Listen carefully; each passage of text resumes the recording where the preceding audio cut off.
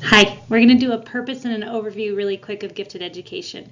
This is a real foundation of who gifted learners are and kind of the support that they need to be able to build to their full potential. It's important for us to consider the big picture of education of the children throughout our states and our nation. In recent years, the U.S. has been declining in global comparisons of student scores on measures such as trends in international mathematics and science study, and the Program for International Student Assessment. In addition, the U.S. is declining with some groups of nations in terms of the rates of college completion. Higher education has seen rising costs. The baby boom generation has had a proportionally higher rate of college attainment than the generation that's replacing it in the workforce. And the labor costs of doing business in the U.S. are higher than in some other nations. Although there's some debate on comparative data, the preponderance of the data shows that the U.S. is slipping in its historical domination of the economic marketplace and in the preparation of its workforce for global competition.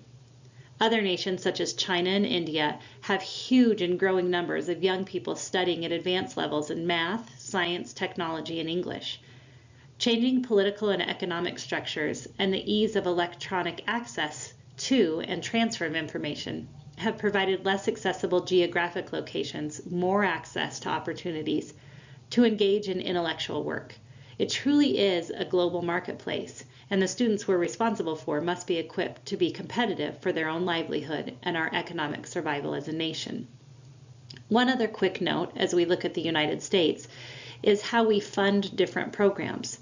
A lot of times gifted is related to special ed programming, and it's important to note that their special ed is mandated and funded federally, where gifted and talented is not. It is mandated at the state level. If you also look at funding of those, special ed within our district, District 51, the funding coming from federal, state, and local is at about $21 million to run that program within our district. ESL program, which also is related to GT a lot of times, the funding from federal, state, and local is at about $3 million. And then if you look at gifted and talented programming within our district, the funding is at about $1 million. So sometimes when you start to look at what we have in place for programming, you can also look back at funding and see what we have available as well. So as we start to look at the jobs of the future and ones requiring post-secondary degrees, the jobs of the future are going to require an advanced degree at a rate of 2 to 1. The positions will require non-routine tasks requiring analytical skills. They'll also be more interactive and require math and other higher level skills. So as we try to prepare for a global environment, we need to remember that all students need to experience academic growth. It's not just enough to pass grade level standards. Some students will need to have extensions beyond their grade level in order for us to fully develop their potential. So that's a slippery term, potential. Let's talk about what potential looks like. We can begin with the end in mind. In today's world, information changes so rapidly that much of what students learn will quickly be outdated. It's not necessarily about what they know, but how they think. That's going to be critical to their success. To develop their potential is to develop their thinking skills. We want to teach them to think critically, to make connections, solve problems, be able to communicate their ideas effectively in oral, written, and visual formats, and also be able to do things in a very creative way for an ever-changing world. So how do we develop talent? Let's walk through an example.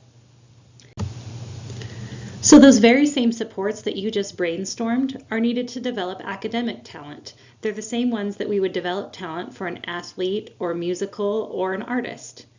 Yet we don't always have the same level of support or attention to academic talent development. Instead of an experienced, well-trained coach that we might have for a sports team, we have teachers who may not have had any training at all in meeting the needs of gifted students. Instead of identifying gifted students at a young age, we sometimes miss many altogether, and sometimes formal identification practices don't even start until late elementary school. You probably said that daily practice and challenge are required to develop talent. However, when we're talking about academic talent, gifted students may not receive any above grade level challenging work at all, or maybe they participate in a pull-out program that lasts an hour a week or 30 minutes 2 times a week.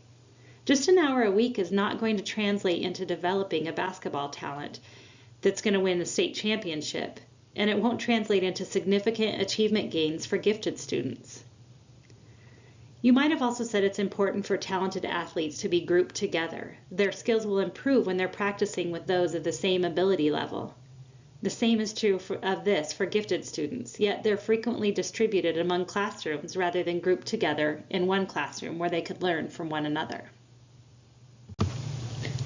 In 2008, a large national study by the Fordham Institute was done that surveyed teachers on their level of preparation for teaching gifted students.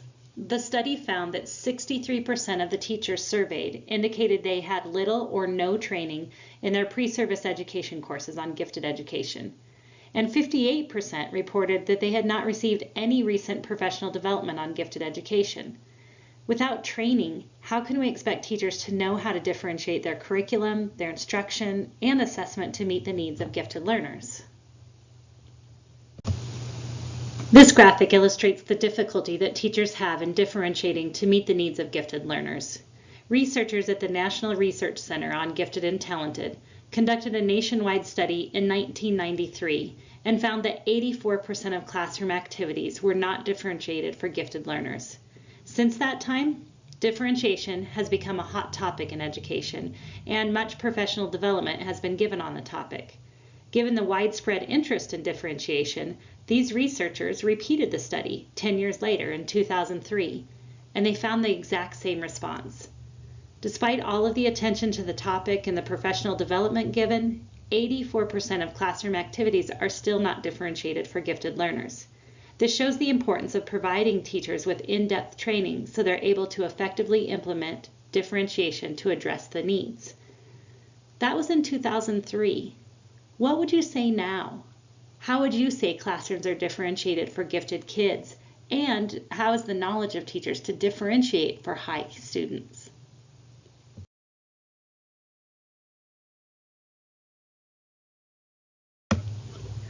So let's look at an example.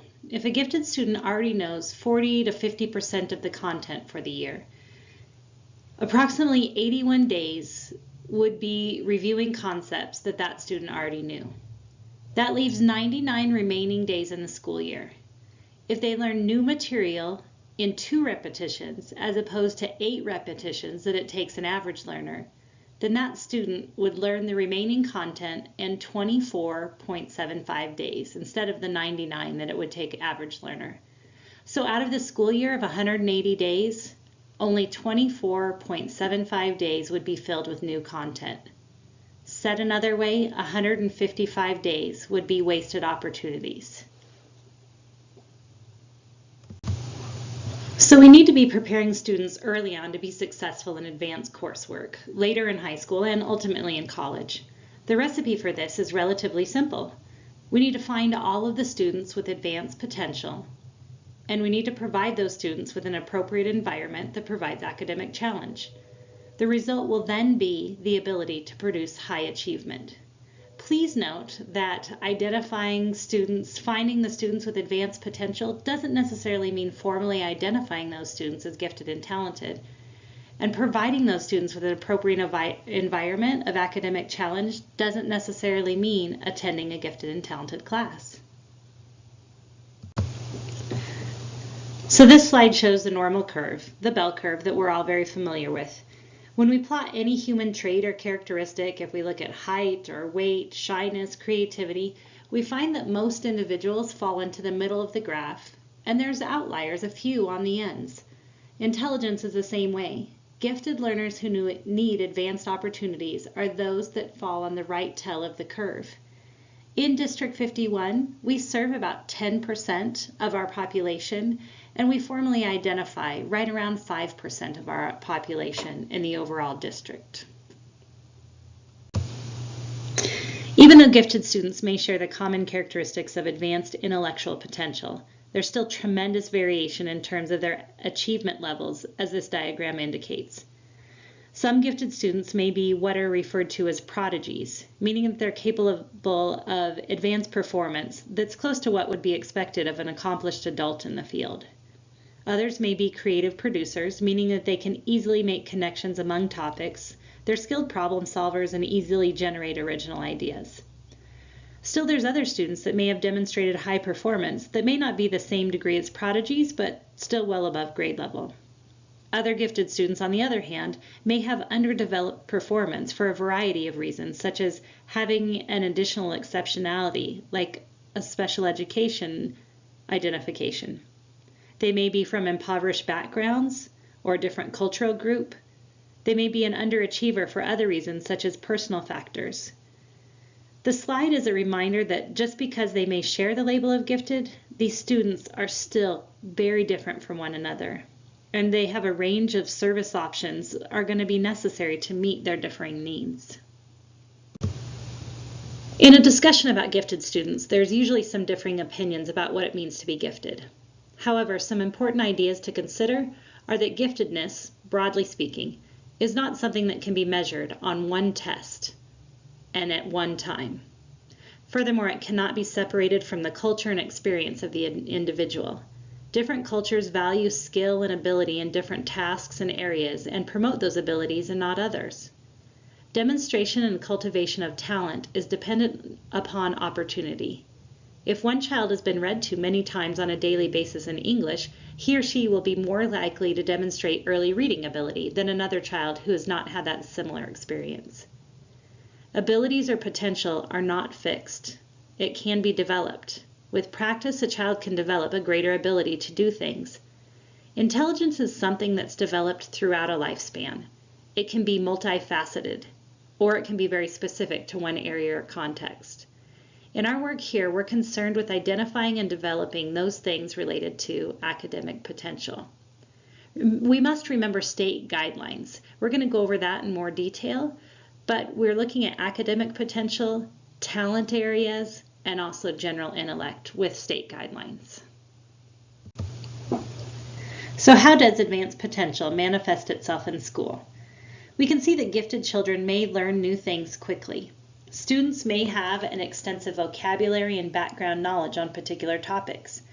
They may also grasp things on a more conceptual level, drawing connections and making analogies.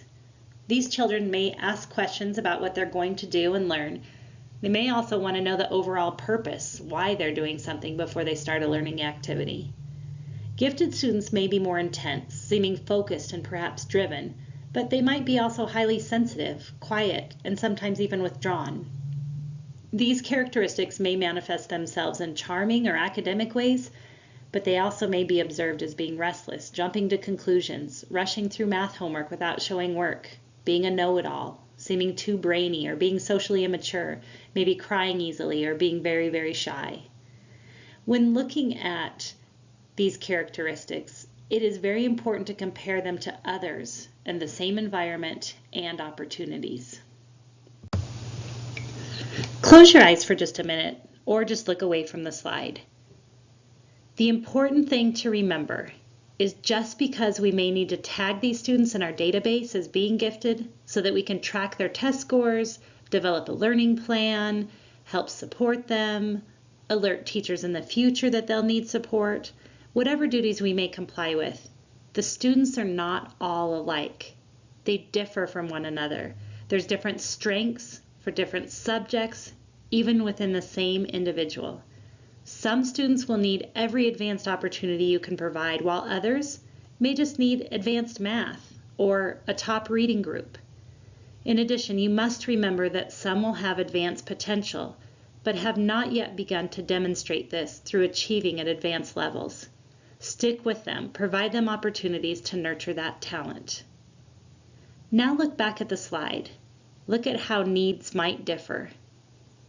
On the next slide, I'm going to ask you to write a response to a question on what you are seeing now happening within your situation, your school, and what you see on this slide and what you just listened to. Close your eyes for just a minute, or just look away from the slide. There's generally a concern expressed about the responsibility for covering state standards. A reminder is a classroom teacher does not need to cover all the standards. You need to make sure as a classroom teacher that the student knows the standards. Some of the students could demonstrate mastery of the standards at the beginning of the year, so their time can be used for more advanced and enriched work that better suits their needs. Curriculum for gifted learners goes beyond the state standards. A GT teacher's job in District 51 is really threefold: to be able to develop and monitor a talent pool, to be able to understand the identification process and help others navigate it, including students, parents, teachers, administrators, and to give support to those students that are identified and to their teachers that are teaching them. Gifted students' instruction needs to be very different from other students working at grade level pace and on grade level material, but this difference is infused in all aspects of their learning. It could be different content, different materials, different activities, different assessments. It's not just something different occasionally, it's different to the core. It's not just a different word list or an extension activity, it is qualitatively different in all regards. Each of these aspects can also be used to find possible potential in students or to find gifted students as well. Instruction for gifted students is not just about acceleration. It's more than just going faster. It starts where the student is, which is usually above grade level. It's focused on problem solving and critical thinking. The math program will likely be compacted or telescoped into fewer years so that the student finishes the math sequence early and is able to take higher level math courses, such as 1 or 2 years of calculus while still in high school. The instruction goes beyond the standards. Educating gifted students requires a qualitatively different experience with all aspects of learning. It's a planned sequence of experiences that build to greater goals, bigger ideas, broader understandings, more comprehensive foundations, and more critical thinking. We also need to remember that a child does not have this intellectual capacity only when it's convenient for the school, only for those 2 times a week, 30 minutes at a time. The learning experience needs to match the intellectual capabilities of the child in all areas of curriculum, in all areas of their day, or with specific an academic area where the child is gifted. As you read through these bullet points, start to think, how might this look for you, for a student, for a teacher, for the school? What questions do you have? What ideas do you want to come back to? Sometimes it can seem daunting or overwhelming. That's why we're going through this. What questions do you have right now?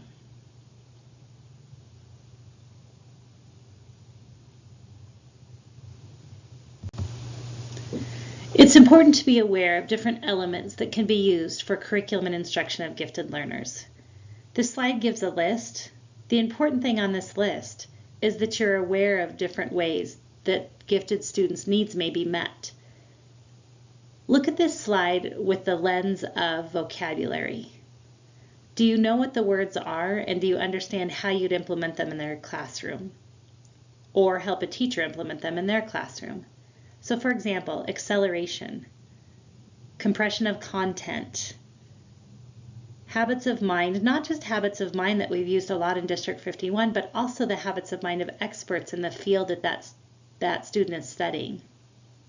Advanced products, inquiry-based, those kind of concepts, those kind of vocabulary are the things that you're aware enough of that you would be able to help someone else navigate or navigate them yourself for helping support a gifted student. The focus for higher level thinking is best illustrated through looking at the instructional time. It's important for all students to learn to think critically and creatively, but average learners will need to spend more of their time understanding the reading, learning the vocabulary than will gifted learners. The pyramid on the left shows the proportional amount of time spent on the levels of Bloom's taxonomy within the traditional curriculum. The pyramid on the right shows that the majority of the time in an advanced curriculum should be spent on higher levels of synthesizing the important information from readings, evaluating the many sources reviewed, and determining where the next topic will progress. So ultimately, whose responsibility is it to see that students with advanced potential receive the education they need to realize that potential? It's a shared responsibility. Although the classroom teacher is the main contact for the student, the district has the responsibility of developing policies that will allow individual students to move forward as they're able. They need to develop programs, services, and curriculum needed. The district provides leadership and commitment to meet the needs of these learners. The building principal must carry forth the district philosophy and be certain that there's fidelity in implementation. He or she must support teachers in gaining in-depth training that they need and assign students to classrooms to maximize the likelihood of their needs being met. Accountability for teacher performance lies within the building. Accountability for individual student growth lies with that teacher. So where do you see yourself in this responsibility? Where's your direct and your indirect influence?